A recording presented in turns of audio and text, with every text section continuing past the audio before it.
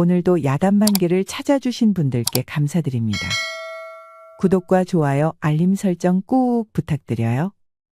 그럼 재미난 야담을 이제부터 시작하겠습니다.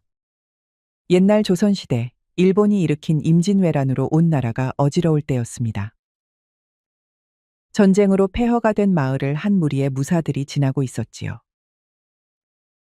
이들은 조선을 침략한 일본의 사무라이들이었습니다.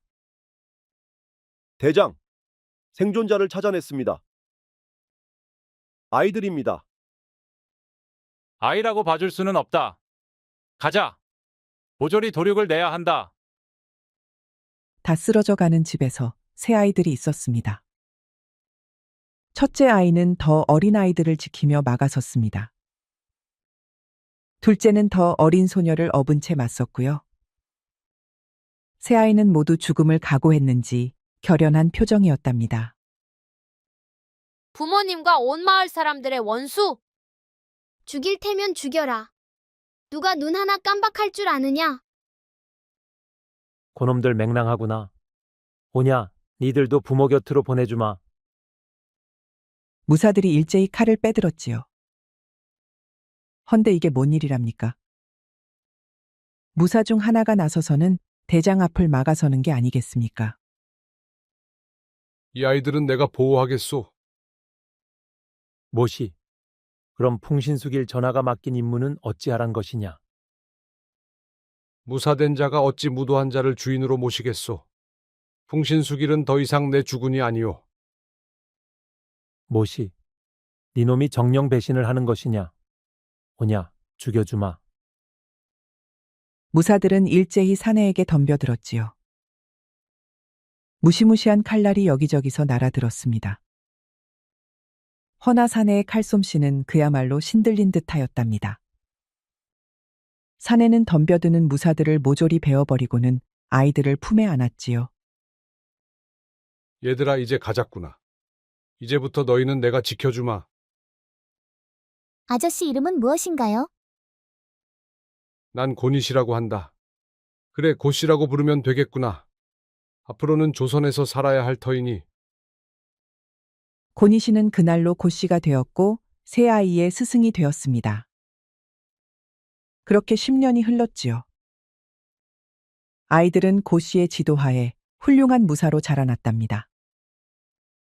그러던 어느 날이었지요. 일검창수 그리고 궁이야, 이리 와보거라. 너희는 내게서 검과 창 그리고 활 쏘기를 전수받았다. 허나 무술보다도 중요한 것이 형제간의 우애인 법이다. 고씨에게 검을 배운 첫째는 일검, 창을 배운 둘째는 창수, 그리고 활을 배운 셋째에겐 궁이라는 이름을 지어주었답니다. 고씨는 이 제자들에게 피를 섞어 마시는 의형제의 의식을 치러주었지요. 천지신명이시여, 오늘 저의 세 제자들이 의형제가 되었습니다. 의를 행하고 불의에 맞서는 한 이들의 앞날을 굽어 살펴 주시옵소서. 의를 행하고 불의에 맞서겠습니다. 저도 마찬가지입니다. 저 또한 그리하겠습니다. 그렇게 셋은 의형제가 되었지요. 명심하거라. 너희 셋이 배운 검, 창, 활은 서로의 무술을 보완해 주느니라. 그러니 흩어지지 말고 똘똘 뭉쳐서 난관을 돌파해야 할 것이다. 마지막으로 고씨는 첫째 일검에게 편지 한 장을 맡겼습니다. 한양 저작거리에서 김모라는 사내를 찾도록 하거라.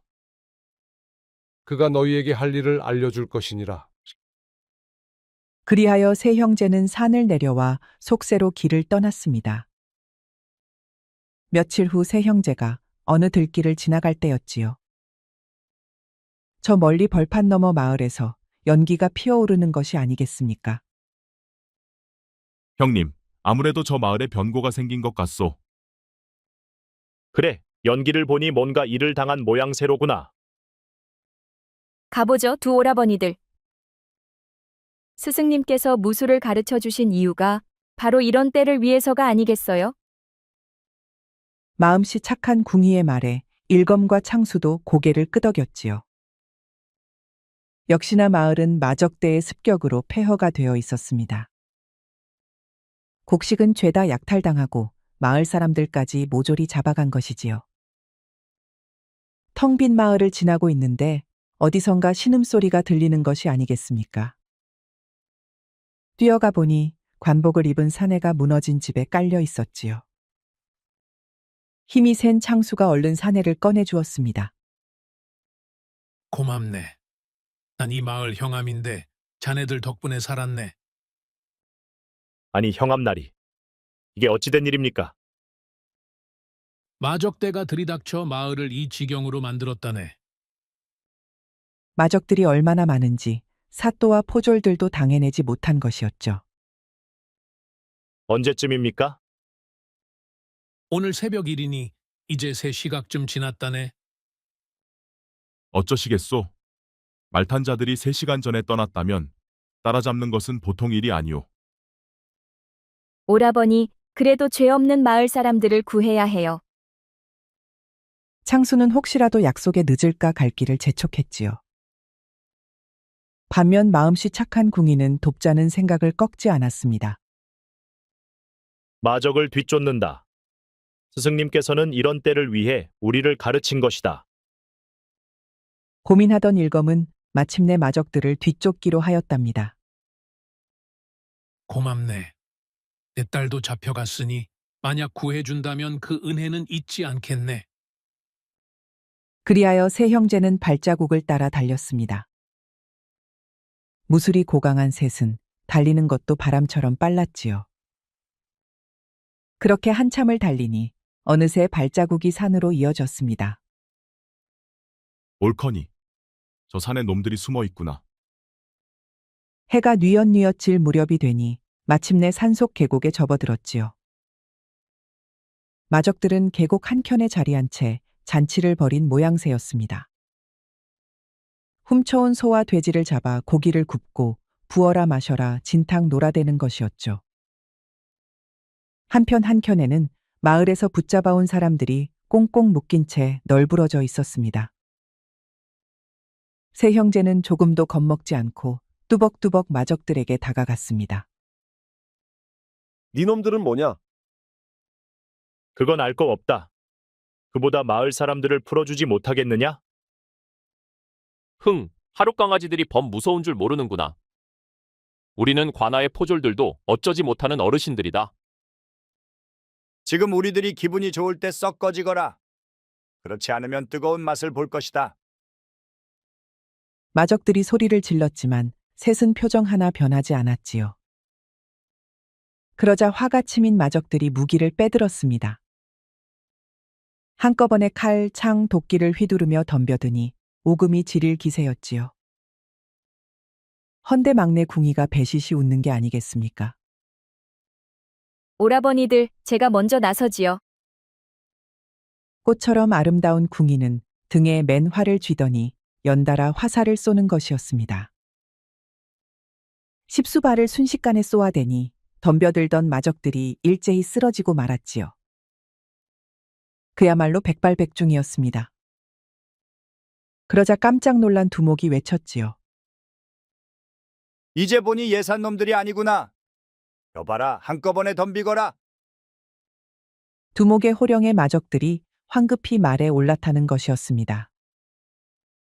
그러더니 질풍처럼 말을 몰아 한꺼번에 돌격해오는 것이었지요. 계곡 전체가 말발굽 소리로 진동을 했답니다. 귀한 군말을 도적질에 써서 되겠나. 둘째 창수가 나섰지요. 창수는 큰 창을 떡하니 세워서 달려드는 마적들을 하나하나 고꾸라뜨렸답니다. 순식간에 네다섯이 말에서 떨어져 나뒹굴었지요. 잘했다 둘째. 쓸만한 군마가 생겼구나. 그중 말 하나를 잡아탄 일검이 칼을 뽑았습니다. 그대로 적진 한가운데로 뛰어드니 칼을 휘두를 때마다 마적들이 추풍낙엽처럼 쓰러졌지요. 창수와 궁이도 합세하니 그야말로 일당백이 따로 없었습니다. 셋이서 한바탕 휘저어주니 그 많던 마적들이 모조리 쓰러지고 말았답니다. 이놈들, 가까이 오면 이 처자의 목숨은 없다. 기겁한 두목이 한 처녀의 목에 칼을 들이댔습니다. 하는 수 없이 일검이 멈췄지요. 그때 갑자기 화살이 날아와 두목의 손등에 명중했답니다. 궁희의 솜씨였지요. 두목의 눈이 휘둥그레해졌습니다. 허나 그게 두목의 마지막이었지요. 번개처럼 말을 달린 일검이 단 일격으로 두목의 머리를 날려버렸으니까요. 정말 감사합니다. 하마터면 정조도 목숨도 잃을 뻔했는데 새 협객님들 덕분에 살았습니다. 처녀는 다소곳이 고개를 숙였답니다. 이제 보니 이 처녀야말로 사또의 외동딸인 희연낭자였지요. 세 형제는 마을 사람들을 데리고 마을로 돌아왔지요. 안절부절하며 기다리던 사또는 희연낭자가 돌아오자 눈물을 흘렸답니다. 참으로 고맙네. 자네 덕분에 내 딸이 무사히 돌아올 수 있었네. 아닙니다. 마땅히 해야 할 일을 한 것뿐입니다. 아닐세. 힘이 있으나 마땅히 의를 다하는 자는 요즘 세상에 드물지. 자네들은 진정 의로운 자들일세. 사또는 언젠가 꼭 보답하겠다며 거듭 고개를 숙였답니다. 세 형제는 마을을 뒤로하고 한양으로 길을 나섰지요. 마적들에게 압수한 군마에 올라타니 위풍당당하기가 이를 데 없었답니다. 헌데 희연낭자가 입을 열었지요. 아버님, 아무래도 이 마을은 더 이상 안전한 것 같지가 않습니다. 저는 이분들을 따라 한양의 할아버님 곁으로 돌아갈까 합니다. 그래. 그러도록 하거라. 자네들 내 딸을 잘 부탁하네. 희연낭자는 둘째 창수의 뒤에 척 올라탔답니다. 헌데 둘의 모양새가 어째 무척이나 가까운 사이처럼 보였지요. 둘째 오빠는 참 제주도 좋네요. 아니 둘째야, 언제 희연 낭자와 친해진 것이냐? 면목 없습니다, 형님. 희연낭자와 창수가 얼굴을 붉혔지요. 네 청춘 남녀는 껄껄껄 웃고는 한양으로 말머리를 향했습니다. 제를 넘고 들을 지나서 강물을 3번 건너니 어느새 경기도에 이르렀답니다. 시장기가 동안 세 형제와 희연낭자는 산 아래 작은 주막에 들어갔습니다. 미안하오. 지금 있는 게 푸성귀뿐이니 그거라도 드시겠소? 쭈그렁한 주모는 미안한지 손을 비비며 우물쭈물하였지요. 괜찮소 주모. 시장기만 면하면 된다오. 저도 괜찮아요. 넷은 나물국과 보리밥으로 조촐하게 식사를 하였지요. 그러고 보니 어째 다른 손님들도 우거지상을 한 채 푸성귀만 뜯고 있었지요. 아니 그런데 갑자기 시커먼 불안당들이 몰려오는 게 아니겠습니까? 술과 고기를 있는 대로 내어거라. 빨리 가져오지 않으면 가게를 전부 부셔버리겠다. 불안당들의 아우성에 주모는 굽실대며 술과 고기를 가져왔답니다. 돼지고기, 닭고기 안주가 푸짐하게 나오고 술도 끝없이 올랐지요. 불안당들은 부어라 마셔라 아주 지 세상처럼 놀아제끼는 것이었습니다. 성질이 급한 창수가 입을 삐죽였지요. 아니 원, 누군 나물만 먹고 누군 진수성찬이라니 대접이 왜 이렇단 말인가? 창수님, 어째 저 불안당들이 주모를 겁박하는 것 같습니다. 사려 깊은 희연낭자의 말에 세 형제의 눈이 희번득거렸지요. 주모는 돈도 제대로 받지 못한 채 불안당들이 달라는 대로 안주를 내주고 있었습니다. 아마도 저 불안당들이 주막을 탈탈 털어먹는 것이 분명했지요. 참다 못한 창수가 벌떡 일어났습니다. 주모, 나물만 먹었더니 체독이 오를 지경이오. 우리도 뱃속에 기름칠 좀 하고 삽시다. 아이고 가게에 고기가 없다고 하지 않았나? 저 사람들 술상에 오른 고기는 고기가 아니라 버섯이라도 돼요? 우리도 좀 얻어 먹읍시다. 이거 왜 이러나? 자네 이러다 호되게 경을 치를 걸세. 창수가 걱정된 주모가 뜯어 말렸습니다. 허나 작심한 창수는 오히려 더 크게 불만을 터뜨렸지요. 그러자 불안당들의 눈이 흉흉해지는 것이었습니다. 어린 놈이 욕심이 많구나. 헛소리하지 말고 나물국이나 마저 먹거라. 욕심이 사나운 것은 고기 반찬을 독식하는 당신네들이지. 뭐라고? 이것이 한번 혼나봐야 정신을 차리겠구나. 불안당은 주먹을 휘두르며 창수에게 덤벼들었지요. 허나 창수는 그 주먹을 한 손으로 턱 잡아버리는 것이었죠. 그러더니 그대로 힘을 써서 불안당을 저만치 날려버렸답니다. 이 광경을 지켜본 불안당 두목은 화가 나서 고함을 쳤지요. 니놈들은 누구길래 우리 패거리를 건드리느냐? 이 마을에서 우리 성미를 긁는 자는 살아남지 못하는 것을 모르느냐? 불안당들은 술상을 엎어버리고는 한꺼번에 덤벼들었습니다. 허나 일행들은 창수만 일어설 뿐 나머진 얌전히 밥을 먹었습니다. 창수의 실력을 잘 아는 희연 낭자도 태연히 식사를 이어갔답니다. 이것들이 격하게 환영을 해주는구나. 좋다. 어디 점심 대접을 받아볼까? 창수는 창을 들 생각도 하지 않고 곧바로 말패들과 맞섰습니다. 불안당들은 창수의 주먹 한 방, 발길질 한 방에 퍽퍽 나가 떨어졌습니다. 다가오는 두 놈에게 한 방씩 먹인 창수는 세 번째 놈을 번쩍 들어 그대로 집어던졌지요. 그 바람에 나머지 놈들이 휘말려서 다 같이 쓰러지는 게 아니겠습니까? 결국 맨 뒤에서 소리를 지르던 두목만 남았지요. 아이고 대인 몰라 배웠습니다. 두목이 납작 엎드리자 창수는 턱짓으로 널브러진 불안당들을 가리켰지요. 네 쫄자들을 데리고 어서 꺼지거라. 알겠습니다요 대인. 얼른 물러가겠습니다. 두목이 부하들을 수습해서 나가려는데 창수가 뒤에서 불렀지요. 어허 잠깐. 왜 그러십니까 대인? 소란을 피운 죄가 크다. 허니 오늘 점심은 네가 사야 하지 않겠느냐? 맞습니다. 지당하신 말씀입니다요. 제가 사도록 하지요. 그날 불안당 두목은 가진 것을 탈탈 털어 몽땅 주모에게 건넸습니다. 덕분에 쭈글쭈글했던 주모의 얼굴도 잠시나마 활짝 펴졌지요. 아이고 청년.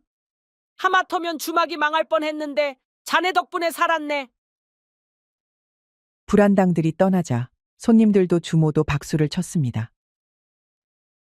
주모는 불안당들에게 바쳤던 안주들을 모조리 거두어서 손님들에게 나누어 주었지요. 활약이 컸던 창수와 형제들에게는 특별히 더 푸짐한 반찬이 나왔답니다. 그렇게 넷은 잘 먹고 잘 쉰 다음 주막집을 나섰지요. 그리고 다시 한양으로 기수를 향했습니다. 마침내 한양에 도착하니 희연 낭자가 나섰지요. 협객님들, 저희 할아버님 댁으로 가시지요. 희연 낭자의 할아버지인 이참파는 세 형제를 아주 격하게 환영했습니다. 어서들 오시게. 자네들이 우리 손녀딸을 구해주었다지? 사또의 편지를 받아본 이참파는 언제까지라도 머무르라며 기뻐했답니다. 세상이 어지러운데 자네들 같은 협객이 있어서 그나마 다행일세. 거처와 식사를 준비했으니 편안히 있으시게. 이참파는 셋을 극진히 대접했답니다. 덕분에 세 형제는 오래간만에 여독을 풀었지요. 이것은 스승인 고씨와 있을 때에도 누려보지 못한 일이었습니다. 하기야 10년이라는 세월 동안 지옥 같은 단련뿐이었으니까요. 이제야 세 형제는 휴식다운 휴식을 가질 수 있었답니다. 이윽고 사흘이 지난 아침, 셋은 고씨 사부의 편지를 들고 김모를 찾아 나섰지요. 셋은 저작거리를 돌며 김모를 수소문했답니다. 헌데 이게 뭔 일이랍니까? 마침내 찾아낸 김모는 아주 의외의 인물이었답니다. 그야 굴다리에서 지내는 거지였으니까요. 헤헤헤. 나 김모를 찾는 자들이 바로 자네들인가? 그렇습니다. 그래 고씨는 아직도 팔팔한가? 스승을 함부로 부르는 말에 일검의 눈썹이 꿈틀했지요. 허나 내색하지 않고 공손히 대답했습니다. 스승께서는 건강하게 지내고 계십니다. 아쉽구먼. 그 친구가 좀 비실비실해야 나에게도 승산이 있는데 말이지. 말이야 바른 말이지 고씨 그 작자 제자들만 보내고 본인은 편안히 배 두드리며 지내는 게 아닌가? 더 참지 못한 둘째 창수가 덤벼들었습니다. 얼굴이 시뻘개진 창수는 번개같이 주먹을 뻗었지요. 헌데 이게 뭔 일이랍니까? 창수의 주먹을 거렁뱅이 김모는 가볍게 막아낸 것이었죠. 그야말로 고씨사부 못지않은 솜씨였답니다. 자네 스승도 버거워하는 게 날세. 혼자 덤벼서 되겠는가? 그러지 말고 셋이 덤벼보게나. 김모의 말에 일검과 궁이도 합세했지요. 순식간에 손에 땀을 쥐는 격투가 벌어졌습니다. 허나 김모는 셋의 공격을 쉽게 막아내는 것이었지요. 그렇게 한참을 싸우니 마침내 일검과 창수 그리고 궁이가 뻗은 주먹이 사방에서 김모를 포위했습니다. 이거 셋이 합심하니 실력이 갑절이 되는군. 훌륭하네. 김모는 박수를 쳤답니다. 그러나 주변의 경계를 게을리해서는 안 될 일이지. 아직 배울 게 더 있구먼. 어느새 셋은 자객들에게 물샐 틈 없이 포위당한 것이었지요. 이제 보니 김모의 거렁뱅이 차림새는 철저한 위장이었던 것입니다. 셋이 황당해하고 있는데 김모는 껄껄껄 웃었지요. 자, 환영 인사는 이걸로 되었고 자네들에게 맡길 일이 있다네. 김모는 품속에서 용모파기를 하나 꺼냈답니다. 이 작자는 박흥이라는 대행수라네. 이 자는 조선의 백성들을 붙잡아 명나라에 팔아치우고 있다네. 헌데 포도청에서는 어째선지 수사할 생각조차 안 하고 있지. 그러니 자네들이 나서서 이 자를 수사해보면 좋겠네. 알겠습니다. 고맙네. 자네들이 놈을 수사하는 동안 우리는 그 배우를 알아보겠네. 세 형제는 박흥 대행수가 있는 군산항으로 향했습니다. 한참 말을 달리니 꼬박 하루 만에 포구에 도착하였지요. 언덕에서 내려다보자 수많은 배가 포구에 모여 있었습니다. 헌데 그 중에서도 가장 큰 배가 눈에 들어왔지요. 바로 박흥 대행수의 배였습니다. 배가 떠날 채비를 하는구나. 어서 가자. 출항을 막아야 한다. 세 형제는 번개처럼 말을 몰아 뱃전으로 달려들었지요. 그러자 배에서 웬 활잡이들이 나타나 활을 쏘는 게 아니겠습니까? 오라버니들 조심하세요. 궁이가 활을 쏘자 활잡이들이 금세 화살을 맞고 쓰러졌답니다. 형님 지금이요. 장사인 창수가 긴 창을 들어 올렸지요. 그러자 일검이 창대를 밟고 그대로 갑판으로 뛰어 올랐답니다. 창수는 궁이도 그렇게 갑판으로 올려보냈지요. 자, 이젠 내 차례다. 혼자 남은 창수는 창으로 장대 높이 뛰기를 해서 배에 올랐답니다. 세 형제가 갑판에 난입하자 무사들이 더 쏟아져 나왔습니다. 이들은 세 형제를 겹겹이 포위하고는 칼과 창, 그리고 도끼를 휘둘렀지요. 어디 그뿐입니까? 어느새 도치대에 오른 무사가 위에서 활을 쏘는 것이었습니다. 둘째야, 셋째야 방심하지 마라. 이놈들 한가락하는 놈들이다. 일검의 말에 형제들은 등을 맞대고 맞서 싸웠지요. 세 형제가 합심하자 날고 기는 무사들이 추풍 낙엽처럼 쓰러져 갔습니다. 그렇게 한 시즌쯤 지나니 배에 서 있는 자들은 오직 세 형제뿐이었답니다. 헌데 뭔가 좀 이상했지요. 명나라 배라고 들었는데 어째 외국 무사들이 들끓는 것이냐? 그러게 말이오 형님.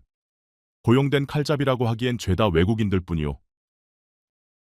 하여 셋은 조심스레 선창으로 내려갔습니다. 배 안은 무척 넓어서 그야말로 대궐 같았지요.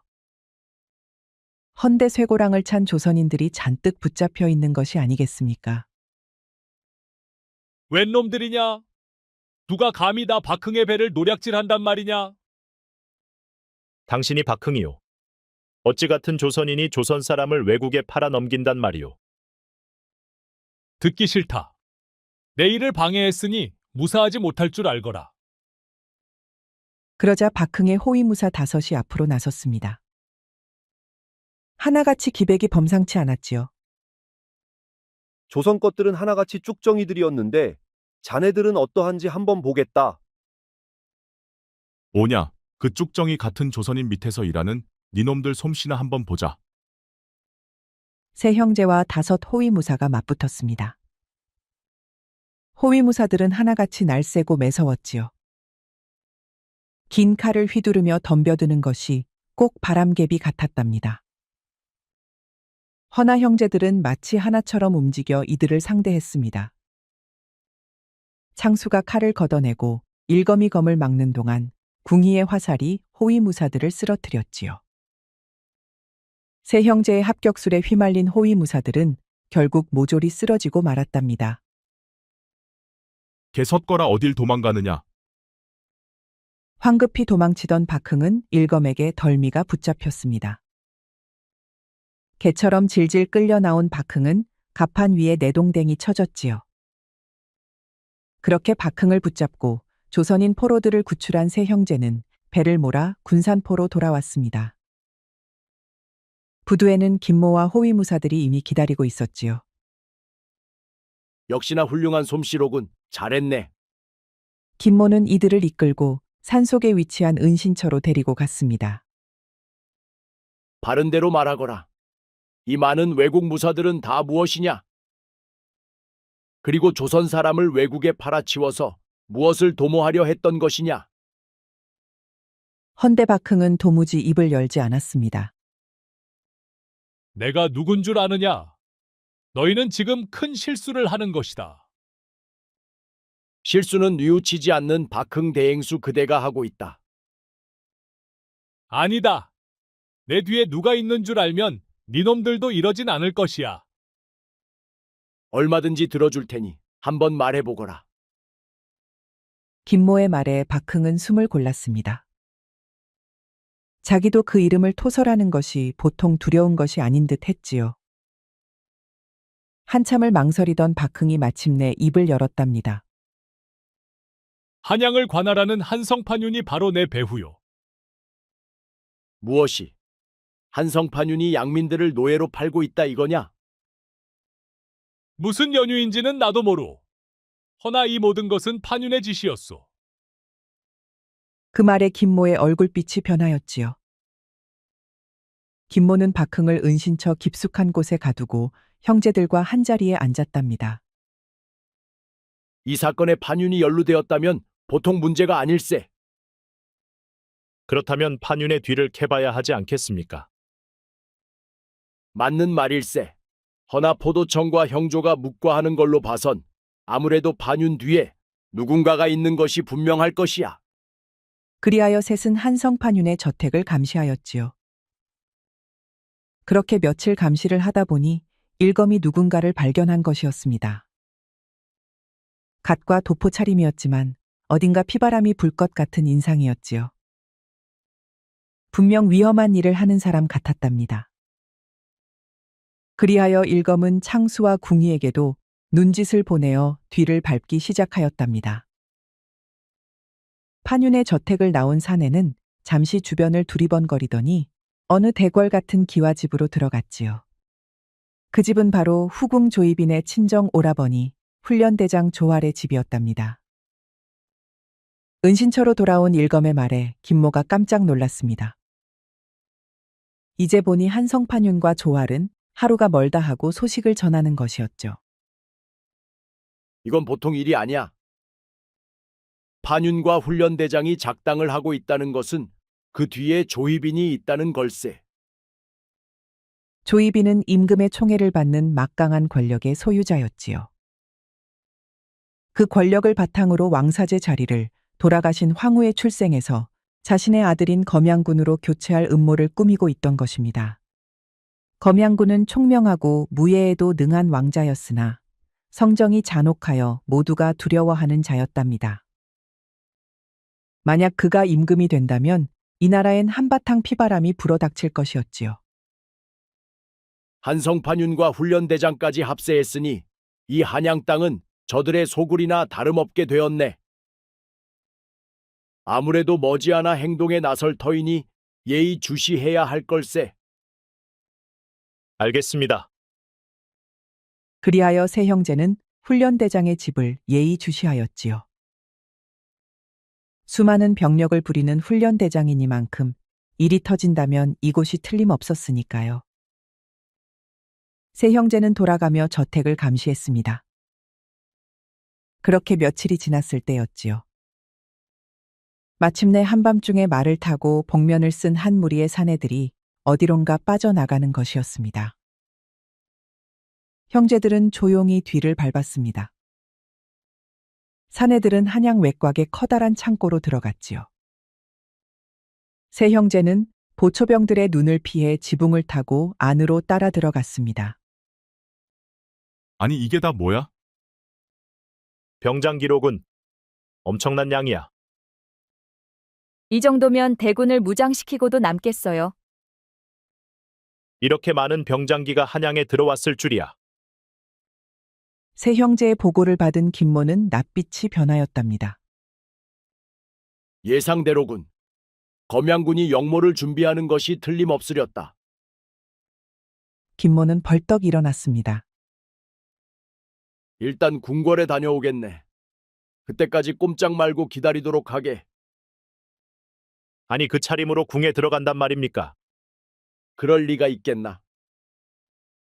부하들이 관복을 내오자 김모는 풍채당당한 장군이 되었지요. 미리 말을 하지 않아서 미안하게 되었네. 이 몸은 판의금부사 김운일이라고 하네. 판의금부사는 세 형제의 사부 고씨를 조선에서 받아들이게 해준 은인이었지요. 스승의 은인을 만난 세 형제는 큰절을 했답니다. 이러지 말게. 자네 스승에게는 내가 진 신세가 더 많다네. 두 차례의 외란에서 고씨의 도움으로 몇 번이나 구사일생으로 살아났다는 것이었습니다. 그럼 다녀오겠네. 세 형제는 일가교삼추로 판의금부사를 기다렸습니다. 아주 늦은 밤이 되어서야 판의금부사는 돌아왔지요.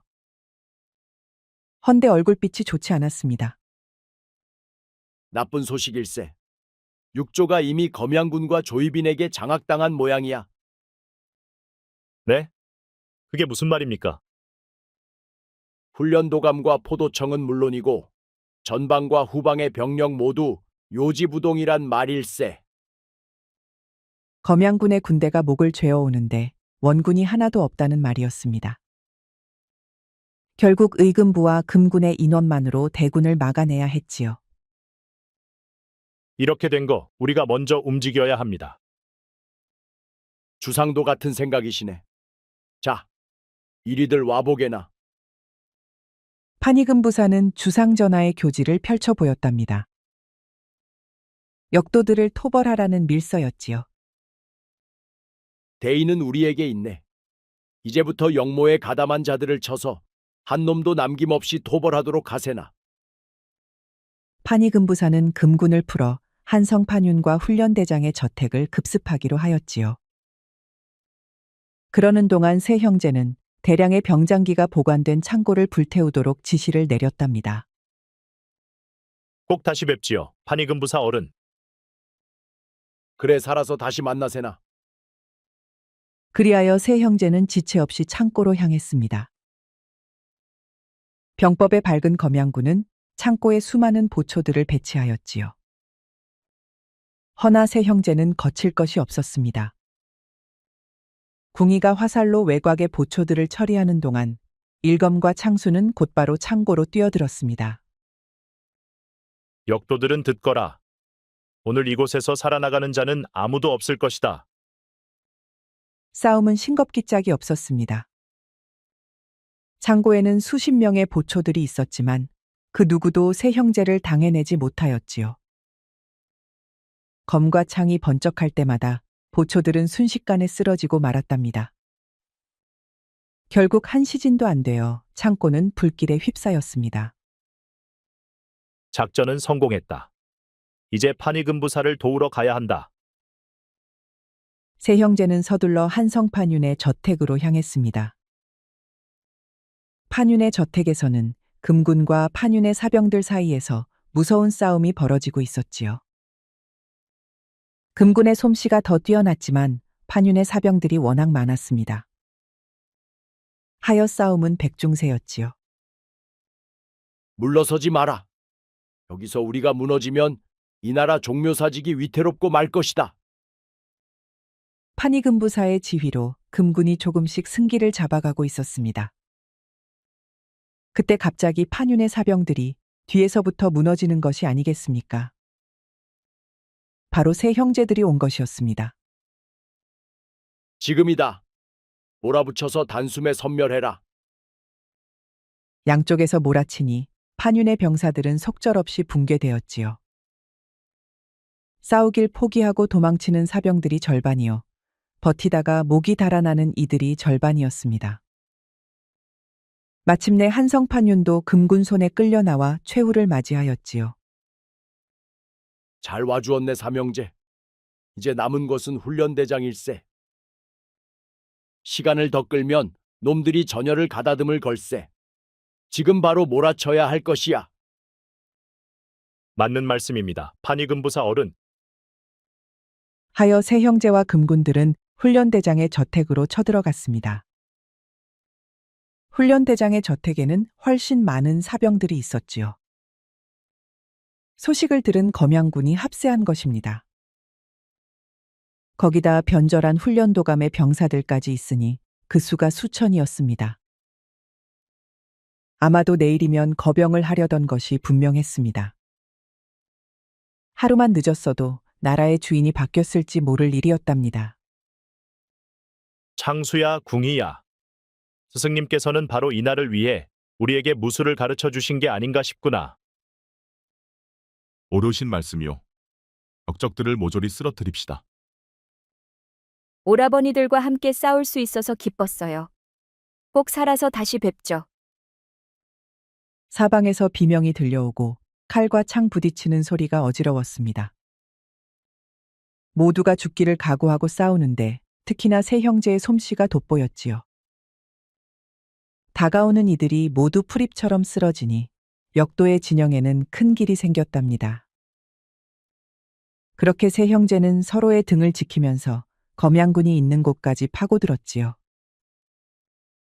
훈련대장이 나서서 세 형제를 막아섰지만 별 수 없었지요. 저 외국에서 비싼 돈을 주고 불러온 무사들이 모조리 쓰러지고 훈련대장도 결국 일검의 검 앞에 목이 달아났습니다. 마침내 검양군의 목에 일검의 칼이 드리워지니 모든 역도들이 항복을 하고 말았지요. 통쾌한 승리였습니다. 잘해주었네. 주상께서도 크게 기뻐하실 것이야. 이제나 저제나 소식을 기다리고 있던 주상은 판이금부사의 승전보에 크게 기뻐하였답니다. 그리고는 검양군과 조이빈을 따르던 무리들을 하나하나 숙청해 나갔지요. 그렇게 역도의 세력을 뿌리 뽑으니 마침내 온 나라가 조용해졌답니다. 판이금부사는 세 형제를 불렀습니다. 이번 일로 자네들 공이 제일 크다는 걸 주상께서 잘 아신다네. 그래서 주상께서는 자네들 셋에게 벼슬을 내려 내금위로 맞이하겠다고 하시었네. 참으로 영광스런 일이니 자네들도 거절하지 말게나. 헌데 어째 셋의 반응이 떨떠름한 것이었죠. 참으로 감사한 말씀이나 저희는 사양하고 싶습니다. 맞습니다. 그동안 무술을 갈고 닦느라 세상 구경이라고는 통 못했으니까요. 벼슬도 좋지만 저희는 앞으로 세상을 돌며 더 많은 것을 보고 싶어요. 세 형제가 무술을 배운 것은 입신양명하기 위해서가 아니었으니까요. 이들은 배운 무술을 통해 곤란에 빠진 사람들을 더 많이 구하고 싶었답니다. 그 뜻을 알아본 파니금부사는 고민에 빠졌지요. 알겠네. 자네들 뜻이 정 그렇다면 이를 어쩌겠는가? 허나 주상께서 실망이 크실 테니 부디 큰 소리 말고 조용히 한양을 빠져나가 주시게. 그러자 세 형제는 파니금 부사에게 큰 절을 하였지요. 그리고는 바람처럼 말을 달려 그날로 한양에서 사라졌답니다. 형님은 아쉽지 않으셨소? 벼슬자리를 준다는데 말이오. 아서라. 10년을 갇혀 죽어라 훈련만 했는데 그런 삶을 또 한 번 살란 말이냐? 맞아요. 답답한 일은 이제 사양하고 싶다고요. 그렇게 말을 달리는데 어느새 한 여인이 말을 타고 오는 것이었습니다. 연희 낭자였지요. 먼 길에는 길동무가 필요한 법이지요. 이를 말이오. 낭자와 같은 길동무는 언제나 환영이오. 그리하여 네 사람은 새로운 모험을 찾아 길을 나섰지요. 이들이 어디로 향했는지는 알 수 없으나 그 뒤로 수많은 탐관오리와 악당들이 쓰러졌다고 하네요. 마지막엔 조선 팔도를 지나 명나라와 바다 건너 외국에도 다녀갔다고 하니 정말 바람처럼 살다 갔다고 말할 수 있겠습니다. 만약 복수심에 사로잡혔다면 세 형제가 이토록 훌륭한 협객이 될 수 있었을까요? 세 형제는 합심하여 천하무쌍의 무사가 되었습니다. 그럼에도 의를 잊지 않고 실천하니 그야말로 올바른 길을 걸었다고 말할 수 있겠습니다. 우리 영상을 시청하신 모든 분들께 행복이 가득하길 기원하겠습니다. 구독과 좋아요, 알림 설정 부탁드려요. 이후에도 재미난 이야기가 많이 준비되어 있으니 다른 영상도 꼭 보러 와주세요. 주세요.